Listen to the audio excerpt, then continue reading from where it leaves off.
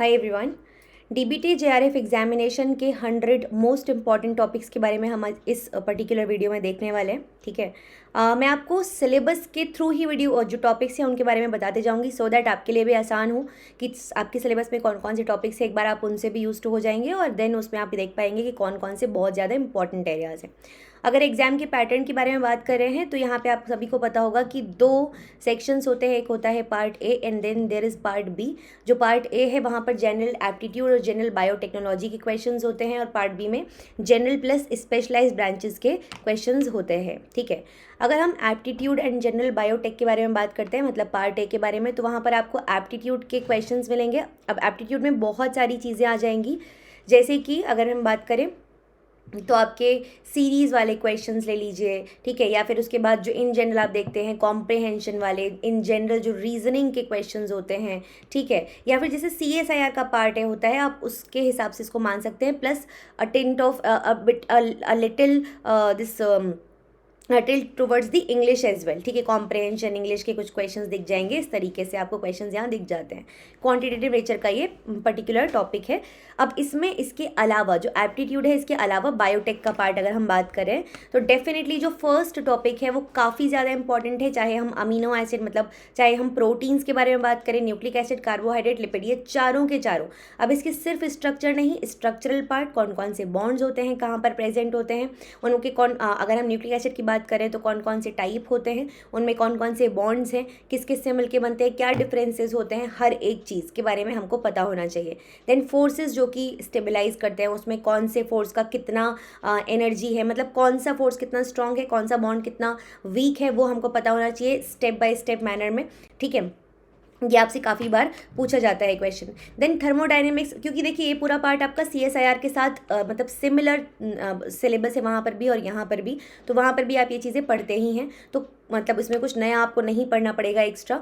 Then अगर हम thermodynamics की बात करें तो यहाँ से भी आपको क्वेश्चंस दिख जाते हैं, but if you feel this part is a bit difficult then probably you can skip this part, but I will suggest कि आप इसको पढ़ो। ठीक है। लेकिन अगर लगता है कि बहुत ज़्यादा डिफिकल्ट कुछ रहे, हालांकि बहुत सिंपल फॉर्मूलाज होते हैं, है ना, एंथैल्पी, एंट्रोपी, इन सब के, तो उसको एक बार देख लीजिएगा, काफ़ी हो जाएगा। देन pH का कॉन्सेप्ट एक बेसिक कॉन्सेप्ट, मतलब अमीनो एसिड के स्ट्रक्चर हमने देख लिया, कहाँ सल्फर मिलता है, कहाँ नहीं मिलता, pH का कॉन्सेप्ट देख लिया, कैसे कैलकुलेट करना है, कौन सबसे ज़्यादा बेसिक, कौन सबसे ज़्यादा एसिडिक है, कौन सा न्यूट्रल है, कौन सा बफर की तरह काम करता है, कहाँ पर दो हमें कायरल सेंटर्स मिल रहे हैं, एटसेट्रा एटसेट्रा, आप एक बार पढ़ लीजिएगा। ठीक है। देन केमिकल काइनेटिक्स, इसके बारे में थोड़ा सा मतलब ये रखेंगे। Enzymology is very very important, बहुत ज़्यादा इंपॉर्टेंट है, इस पूरे टॉपिक को बहुत अच्छे से कवर करना है। फिर मेथड्स इन बायोलॉजी में चलते हैं तो डेफिनेटली बायोस्टैट्स जो है वो इंपॉर्टेंट एरिया आ जाता है। बायोकेमिकल मेथड्स बहुत इंपॉर्टेंट है। देन यूवी या स्पेक्ट्रोफोटोमेट्री जो है, जहाँ पे Beer Lambert's law is very very important for GATE, DBT, CSIR तीनों के ही लिए। ठीक है। इसके बाद में सेंट्रीफ्यूगेशन की तरफ आ जाते हैं, माइक्रोस्कोपी एंड एक्सरे, NMR वगैरह, ये बहुत इंपॉर्टेंट हो जाते हैं। फिर organisation of structure and function of prokaryotic and eukaryotic cells के बारे में बात करते हैं तो cell wall and cell membrane वगैरह देख लेंगे आप यहाँ पर। ठीक है। सेल ऑर्गेनलीज डिफरेंट डिफरेंट क्या करते हैं, किस तरीके का फंक्शन होता है, क्या स्ट्रक्चर होता है, एटसेट्रा एटसेट्रा एटसेट्रा। उसके बाद प्रोटीन का जो ये होता है, ट्रांसपोर्ट होता है, किस तरीके से होता है, कौन से हमारे स्पेसिफिक सिग्नल्स होते हैं जो कि यहाँ पर काम कर रहे हैं, वो सब देख लीजिएगा। फिर उसके बाद में सेल साइकिल वाला पार्ट बहुत इंपॉर्टेंट है। देन उसके बाद जो कैंसर एपोप्टोसिस वाला पार्ट है वो भी बहुत ज़्यादा इंपॉर्टेंट हो जाता है। देन मॉलिक्यूलर बायोलॉजी जो यूनिट है अपनी, यूनिट 3 ऑफ CSIR नेट, वो तो बहुत ही ज़्यादा इंपॉर्टेंट है, आप सबको पता होना चाहिए। Replication, repair, recombination, transcription, translation, सभी कुछ। उसके बाद ओपेरॉन्स वाला जो पार्ट है, फिर होस्ट पैथोजन इंटरेक्शन थोड़ा सा चाहे स्किप कर सकते हो। Signalling very important. ठीक है।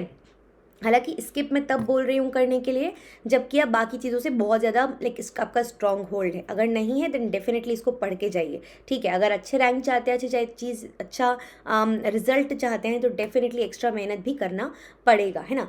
Then cellular communication very important, पूरा का पूरा जो साइटोस्केलेटन वाला पार्ट है आपका, जंक्शंस हो गए, ECM हो गया, एक्सट्रीमली इंपॉर्टेंट। इम्यून सिस्टम में mainly B cell, T cell, MHC, BCR, TCR, humoral, cell mediated immunity या इम्यून रिस्पॉन्स, प्राइमरी, सेकेंडरी, ठीक है, hypersensitivity, inflammation, autoimmunity, vaccine, ये इंपॉर्टेंट हो जाती है। देन रिकॉम्बिनेंट DNA टेक्नोलॉजी में हम देखेंगे तो एंजाइम्स बहुत इंपॉर्टेंट है।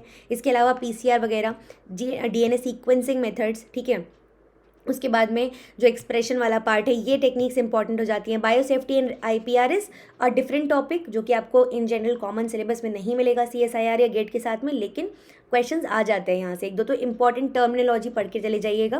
हालांकि मैं कोशिश करूँगी आपको आपके एग्जाम के पहले एक वीडियो एटलीस्ट देने का इससे।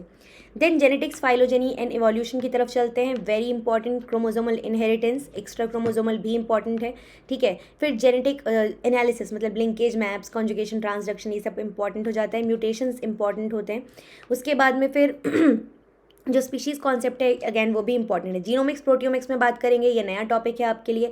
यहाँ पूरा मोस्टली आपको टेक्निक पार्ट काफ़ी ज़्यादा दिखाई देगा, काफ़ी स्ट्रॉन्ग एरिया है, तो नई चीज़ें हैं यहाँ पे काफ़ी सारी, ठीक है। अब इसमें अगर हम देखेंगे यहाँ पर तो जो फर्स्ट पोर्शन है काफ़ी इंपॉर्टेंट है।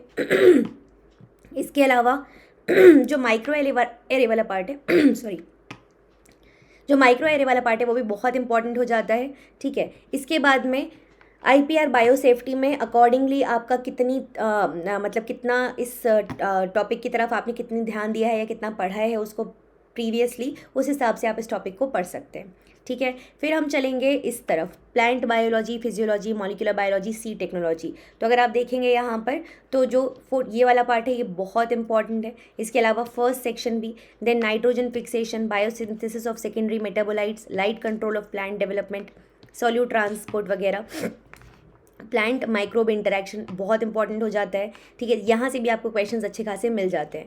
देन ये टर्म से बहुत क्वेश्चंस आते हैं, टोटीपोटेंसी वगैरह जितने भी टर्म्स होते हैं उनसे अच्छे खासे क्वेश्चंस देखने मिलते हैं। एल्केलॉइड, सेकेंडरी मेटाबोलाइट्स से क्वेश्चंस मिल जाते हैं आपको काफ़ी सारे, यहाँ से भी आपको क्वेश्चंस मिलते हैं इस एरिया से भी, ठीक है। उसके बाद में अगर हम आगे चलेंगे तो अगेन ये टॉपिक भी कहीं ना कहीं थोड़ा सा इंपॉर्टेंट है, बट देख सकते हैं आप कि कितना आपने इस चीज़ को पढ़ा है या क्या आपका बैकग्राउंड है। बट हाँ, कोशिश कीजिएगा कि अगर पढ़ रहे हैं तो उसको ढंग से पढ़ लें फिर पूरा, ठीक है। तो बेसिकली जो टॉपिक पढ़ रहे हैं उसको कम्प्लीटली पढ़ लो, ऐसा इसका मतलब ये कहना है। अच्छा, ये मैं आपको बताना भूल गई, ये हम पार्ट B पर आ चुके हैं। पार्ट A का पार्ट जो भी टॉपिक्स थे वो कंप्लीट हो चुके हैं, ठीक है।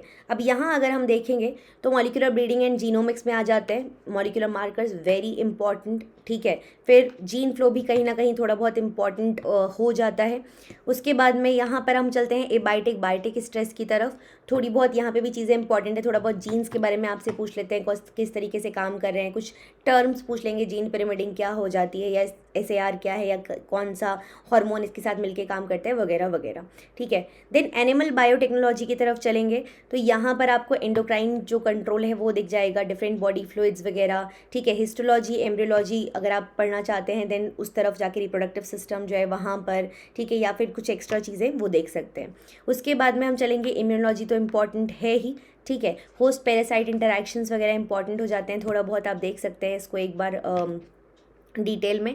देन अब आगे के जो टॉपिक्स है जैसे MTech हो गया, अगर आपने किया है तो फिर वो आप अपने हिसाब से चूज़ करेंगे जो आपका बैकग्राउंड रहा है, बिकॉज सेक्शन B में सारे टॉपिक्स नहीं करने होते हैं। आपको पता होगा 150 में से 50 सवाल करने, तो 150 में से 50 का मतलब यही होता है कि आपके जो टॉपिक्स हैं आप उनको सिलेक्ट करेंगे, ठीक है। तो मैंने जो आपको टॉपिक्स यहाँ बताए हैं ये ओवरऑल बताए हैं। अब इनमें क्योंकि इतने सारे अंडरलाइंग टॉपिक्स हैं कि सब मिला के कम से कम 100 टॉपिक्स बनते हैं आपके, ठीक है। सो दैट इज़ वाई मैंने अपने साइड से आपको जो इंपॉर्टेंट एरियाज थे वो बता दिए हैं। If you follow in specific categories तो आप उस हिसाब से अपनी तैयारी को कर सकते हैं, ठीक है। मॉलिक्यूलर ह्यूमन जेनेटिक्स ये अब सबके लिए कॉमन है, तो इसको सब पढ़ सकते हो आप लोग, है ना। Cell biology, principle of genetics हो गया, फिर उसके बाद में क्रोमोजोम का common genetic disorder, human genome वाला पार्ट आ गया, ठीक है।